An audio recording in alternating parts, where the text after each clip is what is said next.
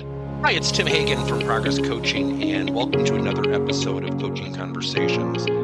And I wanted to make you aware of something very cool that we're doing on a subscription basis, and we'll put a link in each one of our episodes.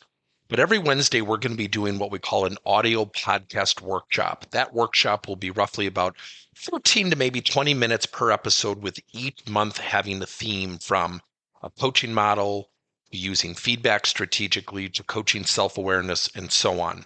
So if you could, look in the body or in the content description of each episode, and you will see a link where you can join this subscription. These are literally 4 workshops every month, teaching specific strategies to address a particular area of workplace coaching, as it relates, again, to things like awareness, motivation, teamwork, and what have you.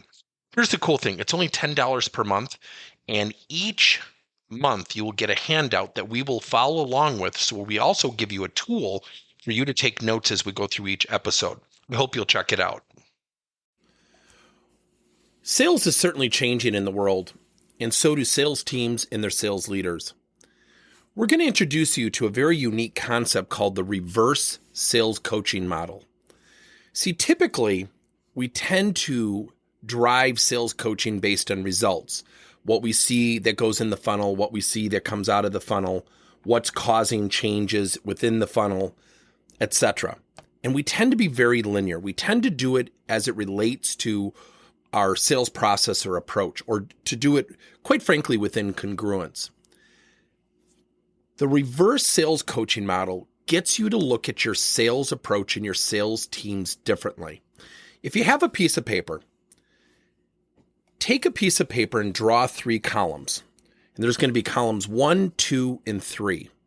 Now, don't number those columns, because you're going to go to the 3rd column to the far right, and you're going to label that number 1, step 1. This is where you define your expectations.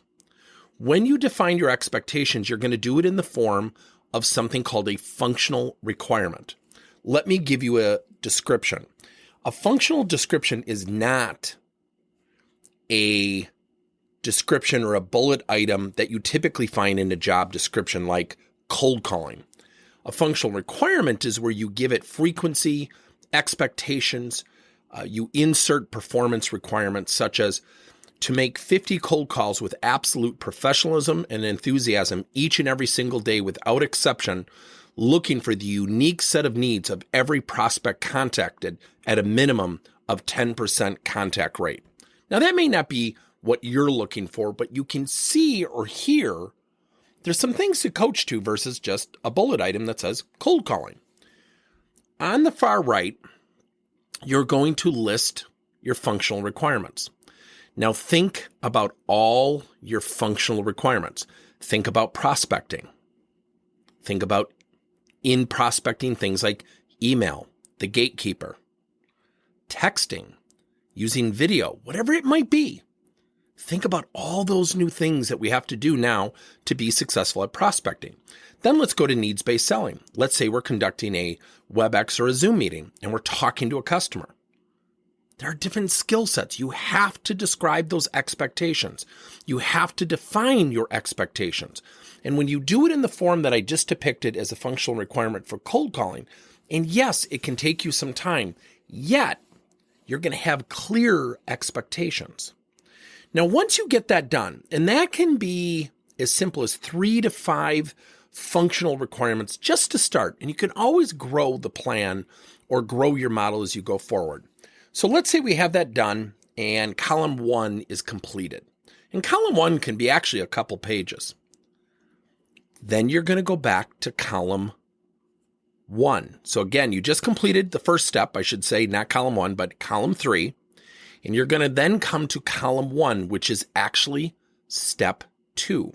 You're going to look over at column 3, which is step 1, and you're going to look at things like prospecting, your definition of cold calling, how to win over a gatekeeper, how to use video, or whatever the case might be. And you're going to look at those things, and you're going to come back to column 1, step 2, and you're going to list out the tiers of learning per functional requirement. I promise you, this is the hugest difference maker you can have with your sales teams. Here's why.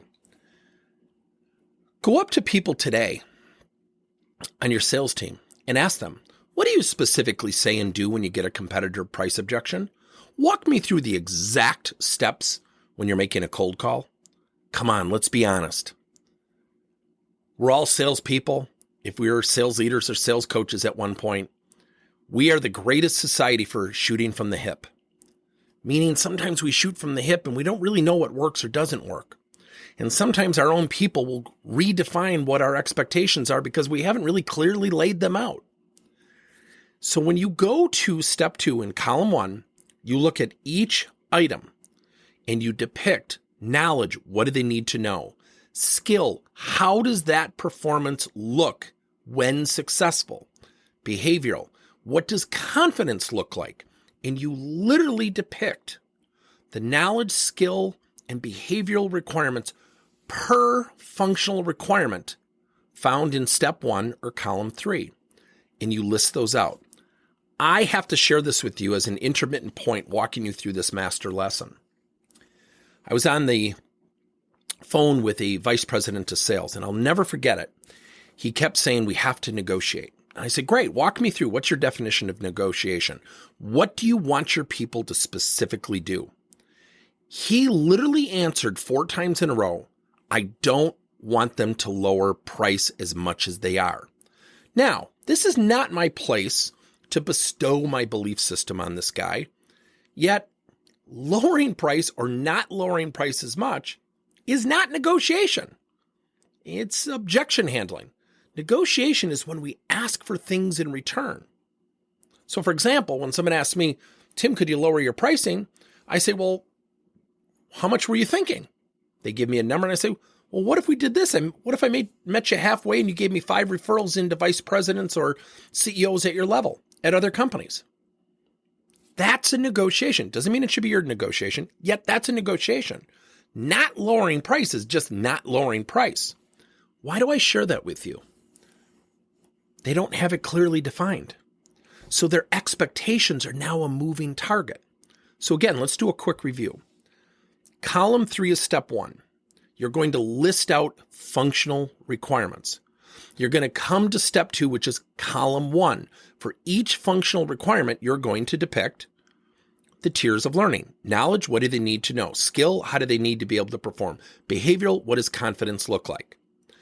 Once you have that, you go to column 2, which is actually step 3.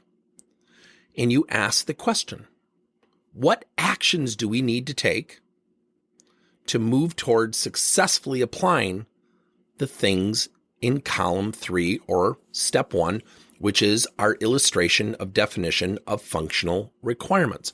Why do we do it that way? Here's why. When you go to column 3, you're breaking up the normal passive attendance, meaning when you do this on a whiteboard, whether you do it virtually or in person, we tend to be very linear, very left to right, very logical, and we tend to fall into these patterns of behavior. This breaks it up. It gets people thinking differently. It gets you looking at your sales process and approach differently. It gets people thinking differently in terms of what they need to do. I want to share with you why this is so valuable. Once you do column 3, step 1, and you list out your functional requirements, you have a greater degree of expectation. Your people have a greater degree of understanding of what they need to do. Then when you go to column 1, which is step 2, and you literally list out the knowledge, skill, and behavioral components for each functional requirement, you now have your training and coaching plan to a certain extent in place. And then number 3 are the actions. Is it training? Is it coaching? Is it online learning? Is it peer-to-peer? How do we facilitate what we need in column 3? The functional requirements. I'll give you a great example. We had a client who went through this process, and we did this years ago, over 10 years ago, this process. And the organization was the Milwaukee Brewers, one of my favorite all-time clients. And we kept talking about gatekeepers. We kept getting gatekeepers. And I think it was about 71% of our objections in the first part of our sales process was getting past the gatekeeper. And all of the sales reps at the time would say, oh, we've got to get past them. You got to get around them. You've got to hit 0, go out to the main switchboard and ask for the person to be paged. And I'm not saying those are bad tactics. Yet we redefined it. I said, what if we embraced the gatekeeper? What if we had the gatekeeper become our best friend? What if we redefined the way we looked at the gatekeeper? And everybody at the moment looked puzzled. I said, what if we got their first name and sent them a card thanking them when they didn't push us through in the phone call? Again, everybody in the room looked at me like I was nuts. Started doing it. We lowered it below 40% within 30 days just by redefining what our expectations were. Now, we went back to column 1, which was step 2. Knowledge, what do we need to do? We need to learn how to ask for their name. We need to learn how to do a really good follow-up call. Yet there was that intermittent step with a handwritten thank you card, thanking them, and then sending even a thank you note to their boss, representing how professional they were, even when they weren't pushed through on the phone call. Why? Because people call back. Who's going to be remembered? Once we did that, the sales team literally became more open-minded to everything we needed to do. The cool thing is that organization is number 8 in attendance in Major League Baseball. Because every year they look at their process, they look at their approach, they look at things differently. They look at their functional requirements. Now that we're in this new virtual selling world, haven't our requirements looked differently? Of course they have. So step 1, which is column 3, itemize your functional requirements. Depict specifically what you want and expect. Number 2, for each one, define the knowledge, skill, and behavioral requirements.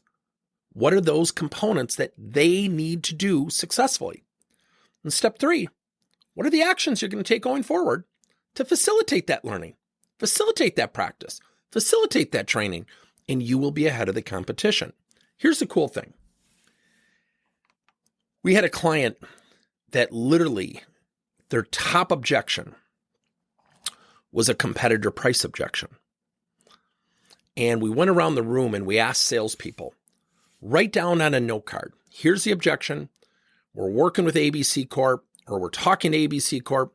They're 10% less than you guys. What would you say in that moment? Don't describe what you would do. What would you say in that moment? Don't start to say what you wouldn't do. What would you say in that moment? Notice what I'm doing. I'm trying to understand specifically what they do in that moment. See, here's the funny thing when we get objections. We ask a salesperson, when you get that objection, what do you say? What do you do? Well, I try to leverage the relationship. No, you don't. If I'm in front of a customer and they say, Tim, we can get your sales coaching or your programs 10% cheaper, I'm not going to look at somebody and say, Bob or Lisa, can't we talk about our relationship? It sounds funny. And really what it represents is, do they know knowledge? Do they know what to do? Do they know what to say? So this company we're working with was talking about a competitor price objection. And what we did is we taught them. Now, we're not a sales training firm, mind you. And this is something I used to do in my old days. I still do it to this day. When somebody gives you a price objection, you never answer with price. You literally say to the customer, you know what? Price is very important. Let's push that aside. What are the top 3 things going into your decision making in terms of how you're going to buy this service or this product? What are your value drivers? And have we met those expectations?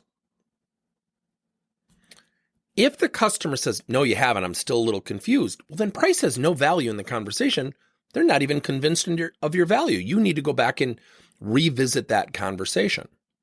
Now, if they say, yeah, you really have, we're really impressed with your firm, that's when you look at a customer and say, you know what? That's exactly why we don't lower price. So what do you think we should do next?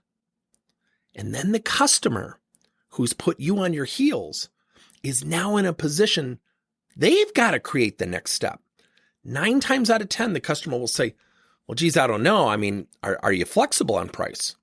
And then I encourage people to go into a what if we stage. Well, what if we looked at lowering price and you shared with us maybe 5 people from an association or 5 leads from other companies to supplement the price concession? What are your thoughts? Notice I keep it open-ended. This company was blown away by it because what they would do in that moment when we went around the room, 9 out of 10 reps would say, how much do you want it lowered? See, once you start talking price lowering, guess what you're going to do? You're lowering price. What you've also said to the customer is what? I was sticking it to you at the higher price. We can say that's not our intention, yet that's what goes through the customer's mind. Now, I'm not saying that's how you should handle a competitor price objection. What I'm suggesting is that's the opportunity we have. There was no definition of handling that objection. Once we created the definition, then we gave them the knowledge components, then the skill, we had them practice it, sales went up, margins went up. So again, step 1, define your functional requirements. Step 2, depict the knowledge, skill, and behavioral requirements. Step 3, what are the actions to facilitate the improvement in those areas specific to the expectations or the functional requirements and to the knowledge, skill, and behavioral components? Here's the funny thing about the tiers of learning. Knowledge, can they teach it back? Skill, can they practice it? Here's the funny thing about confidence. Confidence comes from 2 things and is the most oxymoronic thing you'll ever hear. It comes from 2 things, practice and positive reinforcement. What do salespeople hate to do? They hate to role play. So make sure that the practice is fun. Stay away from constructive feedback for 4 to 6 sessions. Get people feeling good about getting better, and your numbers will go up.